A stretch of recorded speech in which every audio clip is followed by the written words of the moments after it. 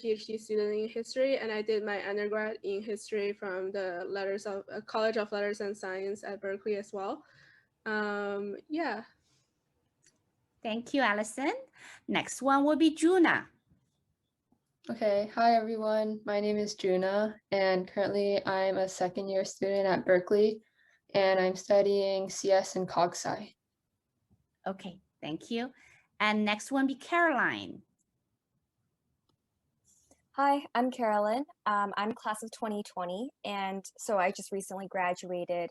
I studied business and political economy at Berkeley, and I was part of the Haas School of Business, and I'm currently working as a consultant at McKinsey and Company in San Francisco. Awesome. Meghan. Hi everyone, I'm Meghan. I'm a junior studying industrial engineering, so in the College of Engineering, and I am working in finance this summer. Okay, awesome. Kyle, you are the minority in terms of gender. Thank you. So hi everyone, my name is Kyle. I'm also a junior. I'm studying electrical engineering and computer science, and I'll be graduating a year early, and I'll be working at Goldman Sachs full-time starting in July. Well, which location? New York City office. Awesome. Okay, so I forgot one thing before I go into a quick introduction of myself and our company. So Kyle, what's one word to describe Berkeley in your eyes? I think it's not really one word. It's kind of like a hyphenated word, but it's called battle tested. I think for anyone coming out of Berkeley, are battle tested and ready for industry and whatever challenges that you may face. So I guess like that's my one word. Battle tested. Awesome. Okay, guys, this is being recorded, okay? And will be shared via our YouTube channel, okay? Meghan. Yeah, I think for my word, somewhat similar, mine would be like adulthood. I think Berkeley, I'm sure we'll touch upon it later as well, but I think Berkeley grows like you both like academically, professionally, but also in a lot of life skills, you're kind of thrown into like life immediately compared to a lot of, I think, other universities. So yeah, adulthood. Adulthood, love that word, okay? A college life is to bridge your childhood and your adulthood. Very good, okay? Caroline. I think the first word that comes to mind whenever I think of Berkeley is like eccentric. I think similar, I'd echo what Kyle and Meghan said. It's just like a really interesting place full of like a lot of culture, and you never quite feel like you're being coddled. Like you definitely need to figure out how to like survive on your own, but I think you're so much better off from that. And the environment itself, I always felt like every school building felt like it was dropped from a different universe, and the people there are super interesting. And being surrounded by like Berkeley and Telegraph and Oakland, it's just like a really cool place to be, and you really come out of the other end like pretty like a fully fleshed out person. Awesome. Junna. Okay, the one word that I would use to describe not just Berkeley, but like my experience at Berkeley would probably be like an adventure, because so far I've only been on campus for 1.5 semesters due to COVID, which is pretty sad. But those 1.5 semesters were really, really fun. But also like there were times that it was like the schoolwork did get challenging, but I think that's like a part of the whole experience. And I'm not even halfway done with my experience at Berkeley yet. So yeah, I would say an adventure so far. Okay, I really hope that all of you are, whoever who's going back to school, that you will continue with your adventure there. Awesome. Alison. Yeah, so if I want to describe Berkeley, I would say Berkeley is very diverse in terms of both the backgrounds of students and faculty, as well as academic opportunities. Berkeley also has a very diverse kind of offerings of extracurricular and also like internships. So whatever you like and whatever you want to pursue, you can always find some kind of community here. Awesome, diverse. Okay, great. Well, I'm very impressed because None of you came up with the same word.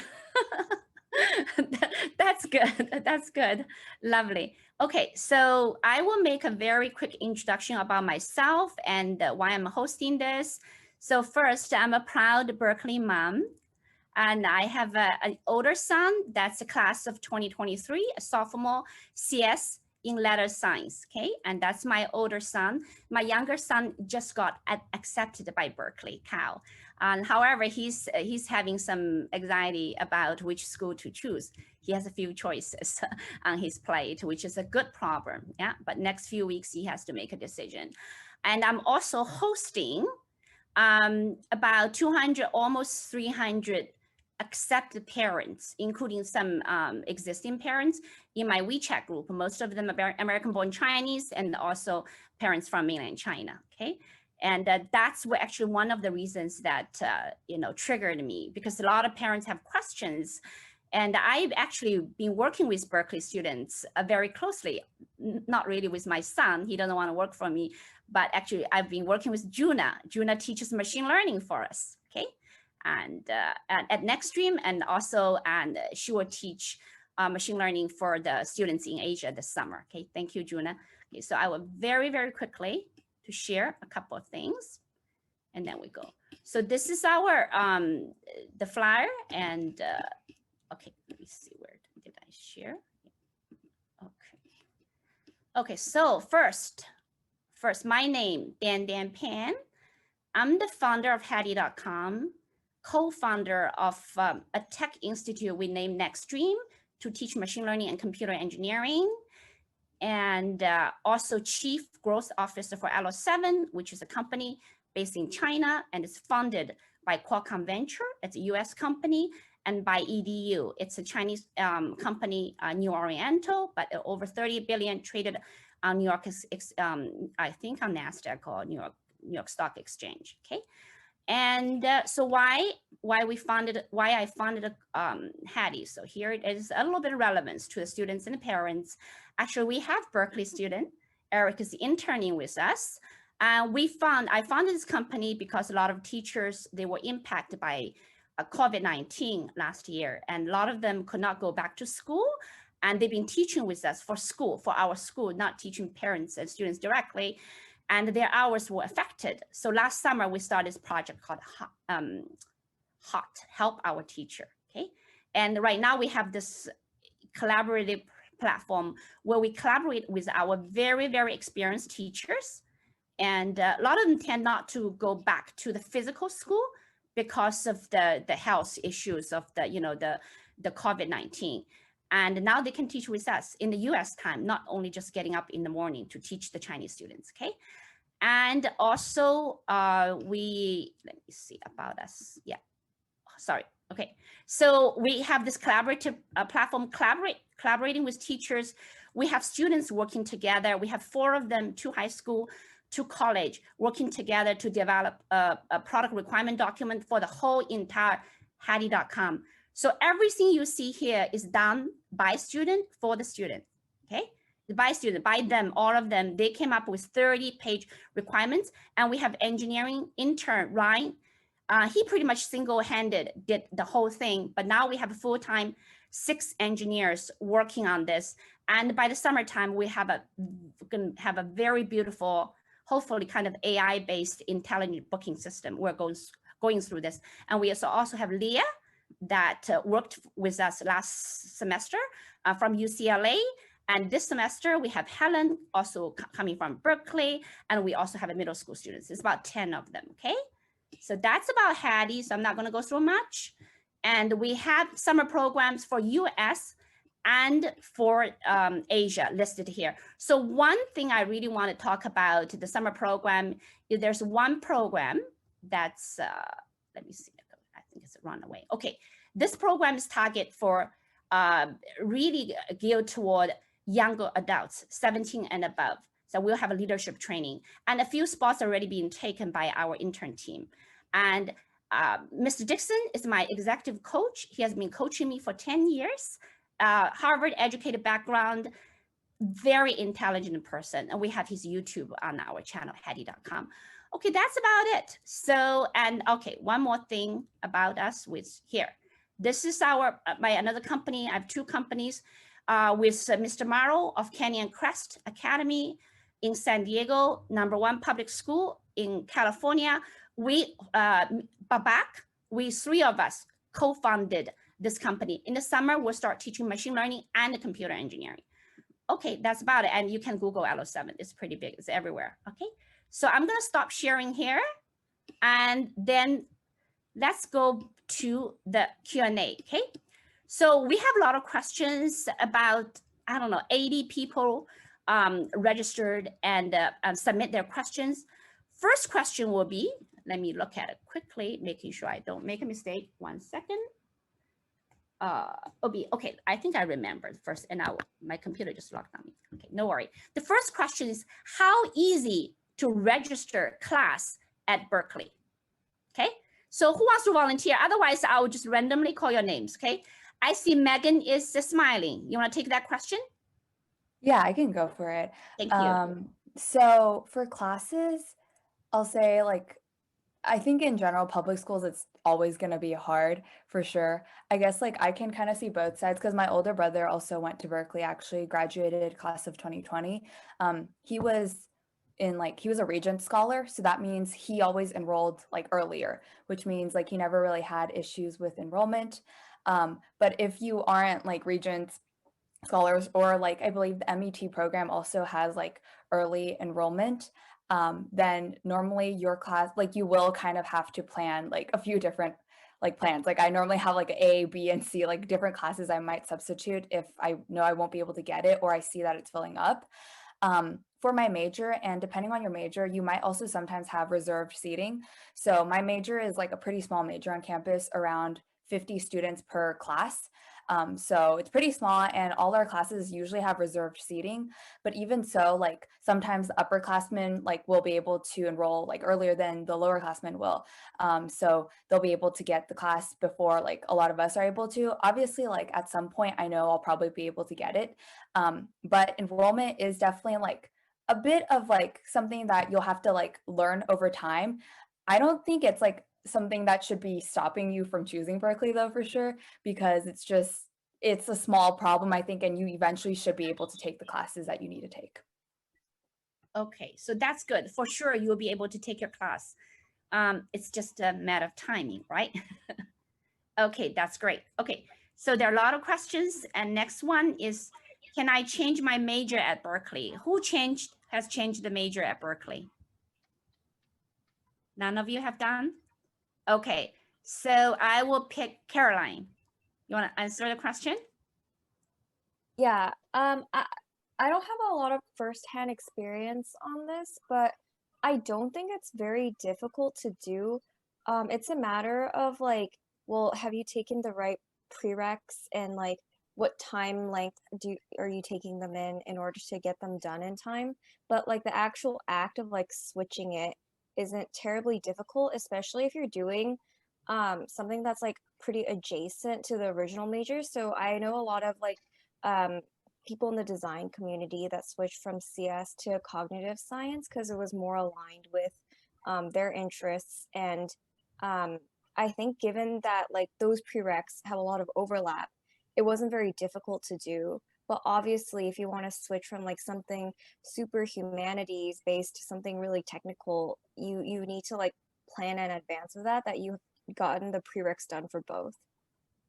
Okay, I see. I'll add on to that. Basically, so when you get admitted into Berkeley, you're admitted into a college. So the biggest college, I think, is called College of Letters and Science. If you want to change majors in between your college, it's very simple. Like as Carolyn said, you just have to take a couple classes, make sure you're on track to graduate. But if you're if you get admitted, say as a CS major, and you try to switch into electrical engineering, that's almost impossible. So switching cross college is almost impossible to do. Okay, so don't try to get into letter and science and then say, okay, I want to do engineering. It's very hard, right? Okay. I actually have one more thing to add on to that. I believe like changing from LNS to COE is it's hard for sure, but it's not like impossible. I know some people who have, but changing from CS to EECS, I think is actually like you cannot change into EECS unless you are in COE originally. So you could be like a different engineering major and you can switch to EECS, but you cannot be outside of the COE like college and change into EECS, just because I think in the past a lot of students had changed from like CS to EECS and like they tried to like divert that and have students directly apply instead. Okay, I see, cross college and CS to EECS, got it, yeah. Okay, so how to double major at Berkeley? Alison, you've been at Berkeley for years, yeah. You have you double majored? Yes, I double majored in undergrad, and I think it's actually not hard. And I have met a lot of people who double majored, or even I have met people who triple majored. I would say that a good way to like it's really crucial to plan early. You also want to know the course requirements for each major and make sure to speak to your academic advisor about the course requirements. Sometimes there is also some flexibility for overlaps, so make sure to prepare early. And for especially like if you're looking for course registration related help, talking to the advisor is really helpful, especially when you're trying to finish all the electives for the double major. You also have the choice of doing like a major and a minor. So if you feel like your major is already quite demanding, you're just doing a minor purely out of interest, it's also possible to just do a minor. So there is a lot of options, and I think checking with department requirements and also try to, if you're really concerned about like how to register courses in time to meet all the requirements, try to go to some campus initiatives like Golden Bear Orientation. If you're an orientation leader, they allow you to register early. So I think, yeah, I don't think it's hard to double major. It's just crucial to plan early. Okay, what's your double major, Alison? I did history and I also did Chinese. Oh, lovely. I see. That's great. Okay, sounds good. Then, is it easy to get research opportunities at Berkeley? And this is mainly for undergraduate, I think. So who has done research as an undergraduate? Want to take it? Okay, Kyle? I think research, there's like two ways to really get into it. So a lot of people who go into Berkeley, they came in doing research in high school. So obviously, if you have previous research experience, professors are more drawn to you because they don't have to like walk you through the whole steps of research and all the process. The other way to really get into research is if you do well in class and you get on course staff. So course staff is like your tutors, your academic interns. Basically, you help out with the class, and that way you're able to develop like a more personal connection with the professor. And from there, you can easily get into research. And I guess like my background, I've been in a couple research labs. The one I'm currently in right now, it's called Berkeley RISE Lab. It's like a CS machine learning based research lab for like autonomous vehicles. Okay, awesome. Okay, so next question. Now I'm going to ask Junna. Do my professor know me? Okay, I'll be honest, my professors don't know me, but I think in CS, the class sizes are all around like the, what is it called? I guess the lower level, the like lower division class sizes are all around 1,000-ish students. So it's pretty unrealistic for professors to like know every student, but it's like, that doesn't mean that you're like not really getting like that one-on-one interaction, because there's like, they hold a lot of discussion sections with like UGSIs or undergraduate, what is it, like kind of teachers-ish, but there's also like office hours that the professors hold, so you can go and talk to the professors if you want to. Like there's not really anything stopping you from like getting to know your professors, but I'll be honest, my professors don't know me. Okay, that's fine. You can still get CS if you don't know, if your professor does not know you. Okay, that's fine.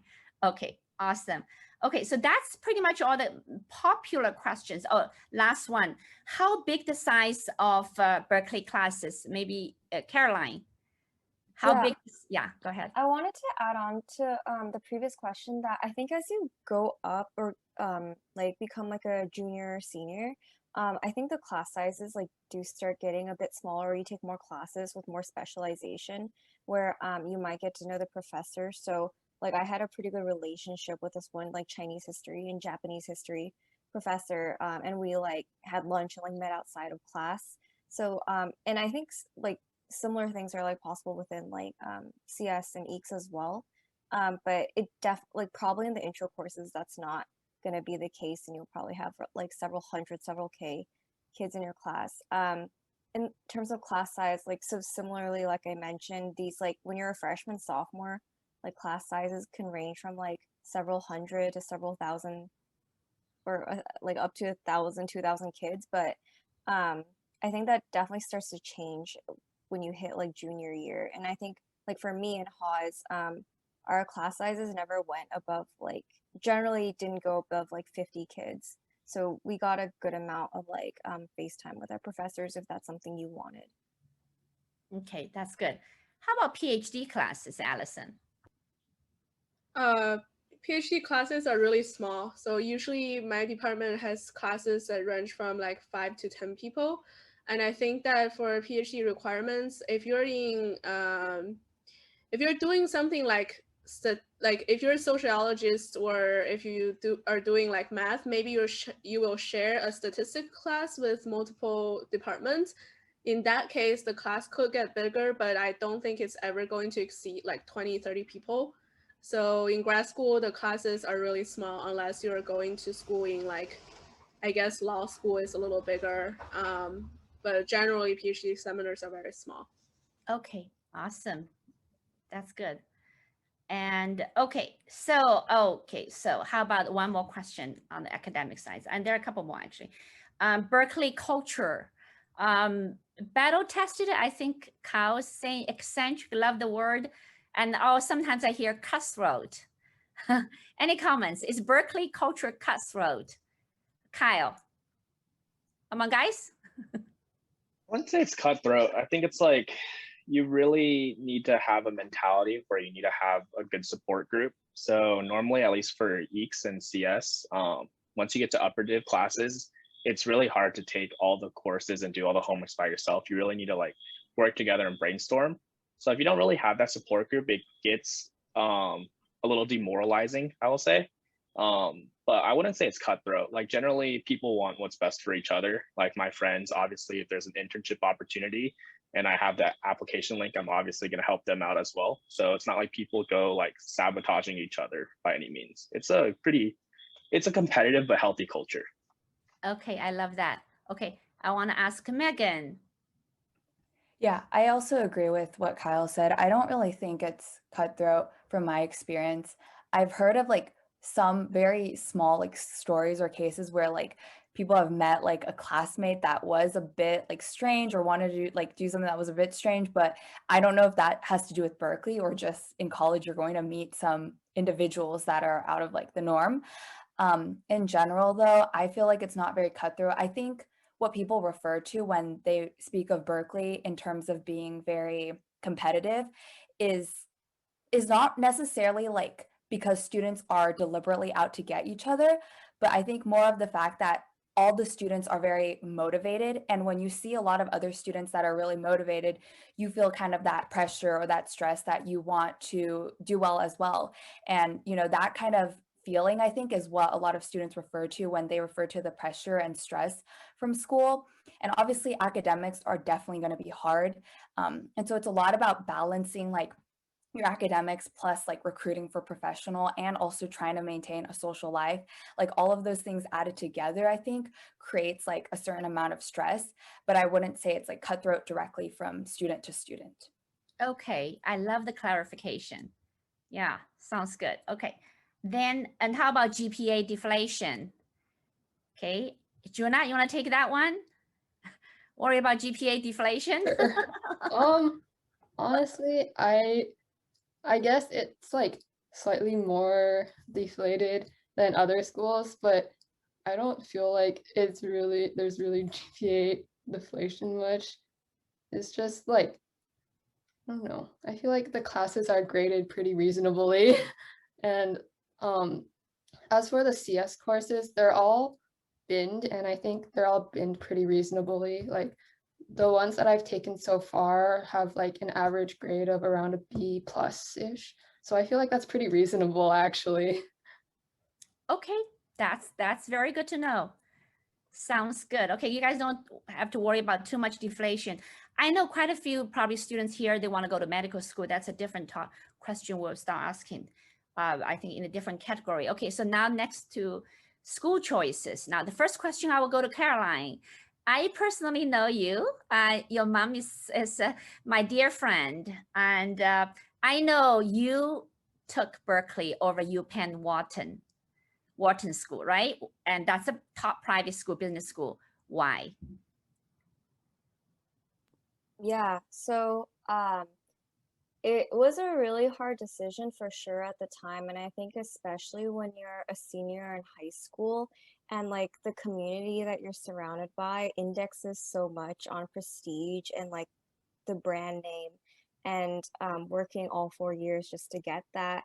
Um, it was like really hard to think about what was actually important in life. And so for context, I had actually been to like this like summer camp at Penn the summer prior, and when I was there I had thought like that was my dream, especially as like a kid aspiring towards business. But I felt like I was surrounded by a lot of well, for like really wealthy kids who like had really stacked resumes, but when you actually work with them, like they kind of struggle a little bit and you end up carrying the workload. And I didn't really like being in that kind of environment that was just like so much about prestige and like having things like handed to you. And I personally love California. I grew up here, and what attracted me to Berkeley was that I felt like it was a school full of people who were like really motivated and like didn't really have things handed to them and like worked for everything they had. And there's so much diversity of like students and interest here. um and like it's reflected just like the sheer amount of like extracurricular opportunities. So at the time it was like there was like an immense pressure, I feel like, from a lot of the like Asian parents in my environment, like asking my parents, like why isn't like the decision is so obvious, like why isn't she choosing Penn, like is it because like her boyfriend's going to Berkeley, all that kind of stuff. But at the end of the day, like people are going to think whatever they want to think about you, and you need to decide for yourself what's the best fit for you. And I like to think that regardless of the school I went to, I ended up getting the job that like I wanted at the end of the day either way, and had an incredible 4-year experience because Berkeley was the right place for me. Thank you. Very good. Any other panel speakers? I think a lot of students here are really struggling with school choices. Alison, did you have any? I mean, you've gone through the bachelor's and the PhDs. You must have gone through school choices throughout this quite a few years. Yeah, thanks for the question. It was, so I still remember the choices. It was definitely really tough for both times. I remember in undergrad admissions, I was choosing between Berkeley, Stanford, and Kenyon College. And I was leaning towards Kenyon College because they have a very good writing program, and I always wanted to pursue humanities. And also they offered me scholarships. I was leaning less towards Stanford because I just felt like it wasn't a great fit. And I think Berkeley is much more, people are much less pretentious and from like privileged family backgrounds. So I chose Berkeley, and I really don't regret it because there is so much more opportunities. And although I do love the concept of liberal arts colleges, I think Berkeley is like really irreplaceable in terms of the range of people you will meet, the amount of academic opportunities, and even if you fail, you have like other choices. Whereas in a small liberal arts college, you might be very limited because there aren't many like other like options. And I think for PhD, it was a much tougher choice because I got into Yale and Harvard and Chicago, and they offered me better funding packages. Berkeley, for grad school, Berkeley's package is actually the stipend is much less compared to Harvard and Yale, and they offer like 6-7 years, but Berkeley only offer like 5. I guess what ultimately made me stay here was I guess like finding the scholars that you want to work with. It's a different story in undergrad and grad school, and I think grad school like fit in terms of research interest is more important. Also, Berkeley's a lot of humanities and social sciences actually rank like better than Yale and Harvard. So I think overall, I would say don't be too concerned about Berkeley only ranking like number 21st or whatever. It's a public school, and it's much more important to think about like what's your style of learning, what kind of people you want to meet, and what really do you want more in your college education. Okay, that's great. Yeah, so I think hopefully all the students here, it's more a fit from both of you. And instead of prestige, it's really instead of what you really want or what society, you think the society wants out of you. What really matters to you is what you want or what other people, how they perceive what you want, right? So, okay, good, very good. I'm gonna go to more about the little bit of a culture. Then before we come back to CS, I think the CS, there'll be tons of questions because a lot of people want to study CS just because I'm actually really running the group is on the WeChat. So you see a lot of the American born Chinese ABCs. And I think a few parents are getting up, you know, from China. So that's just the target. It's not like a Berkeley only for CS students. You can see you guys are all coming from very diverse background, but gonna be a lot more CS question. I'll save to a little bit later. So next question more about, I will jump into, I think, questions that parents really care. It's really about Berkeley safety.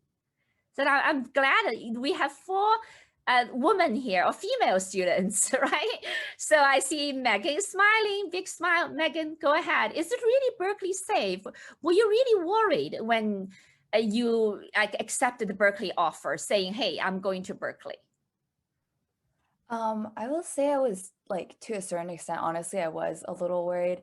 When I was making my decision, like it might seem kind of trivial, but safety for myself, plus also housing, which I'm sure will come up later as a question too, were both worries for myself because I was like, I want the whole college, like 4-year on campus experience. And obviously, unfortunately, Berkeley does not have housing guaranteed for 4 years at all. So those also kind of tied together because I thought living on campus was going to be safer than living off campus. I will say like safety definitely is something that like comes up a lot. And to be honest, like Berkeley is not a very safe city, like inherently it isn't.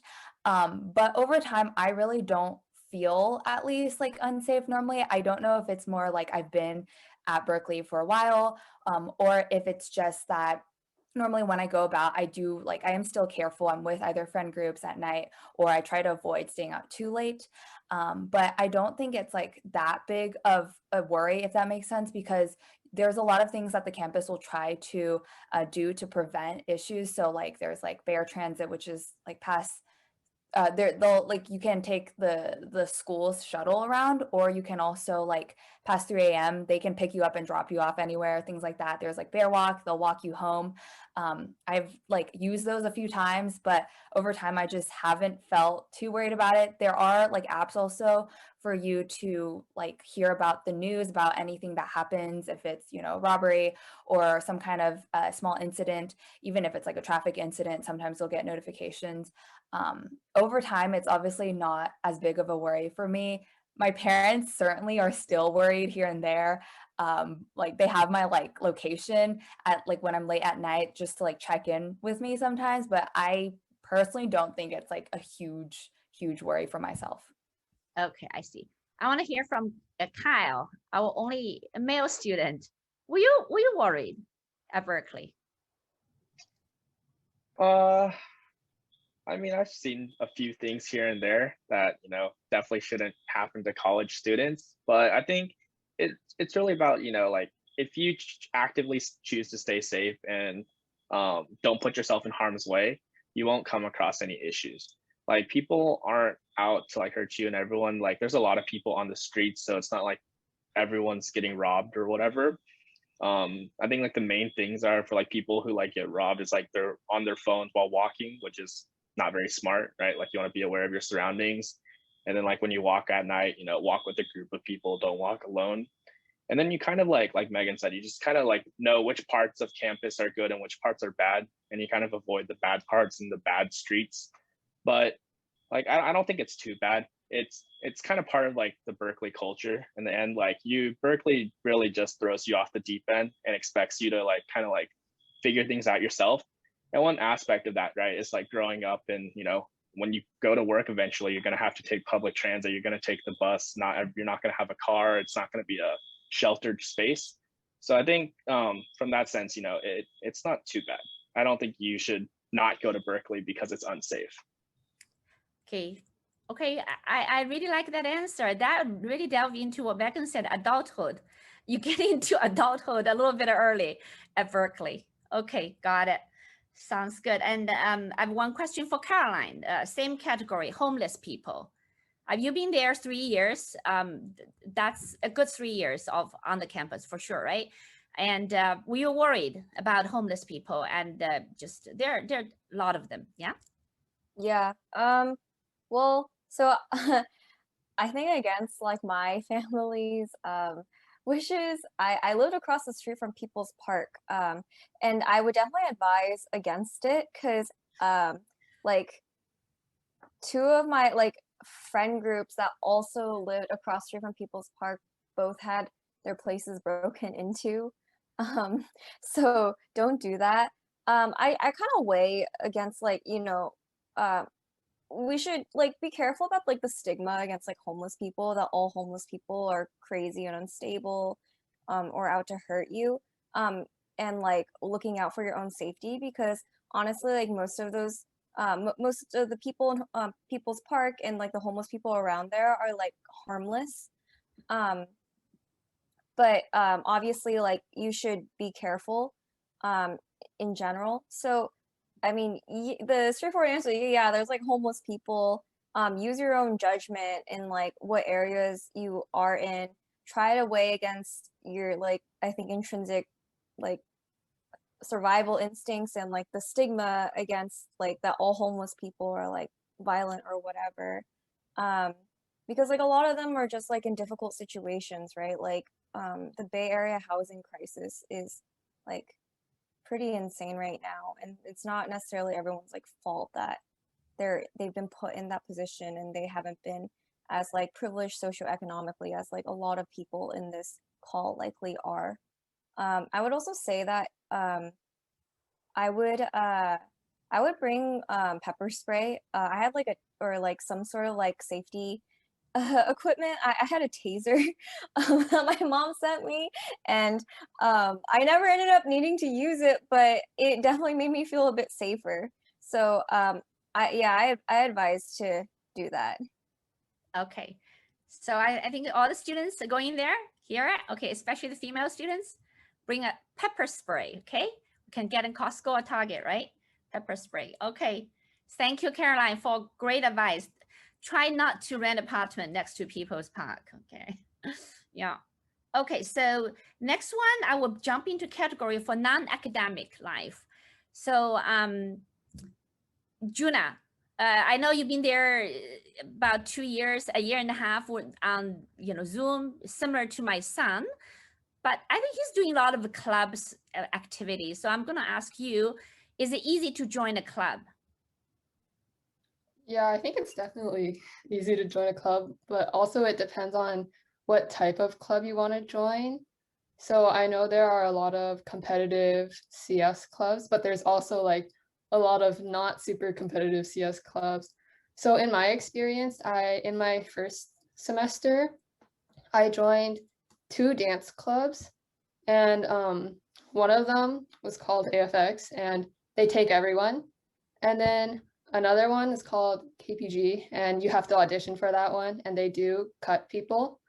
But generally, I think it's pretty easy to join clubs. And this semester, I'm like in a club for AFX Tech, so I'm just doing like tech work for AFX, the dance club. And I did have to apply for that, and generally the CS clubs go through a few rounds. So you apply, and then they interview you, and then some other clubs they also have like coffee chats, and like they sometimes will give you like a more technical interview too. Those are like that's like that applies for some of the big CS clubs or like the big name CS clubs. But I think in general, if you want to like get into a club, it's not like super hard to do. Like if it's the case that you want to like get into the super hard like CS club, then yes, it may be hard. But like if you just want to join a club to like fuel your interests, I don't think that's difficult to do at all. Okay, that's good. Okay, so don't be worried about the club competition. We'll come back to the HAS club when we are in the HAS discussion, because that's an interesting category.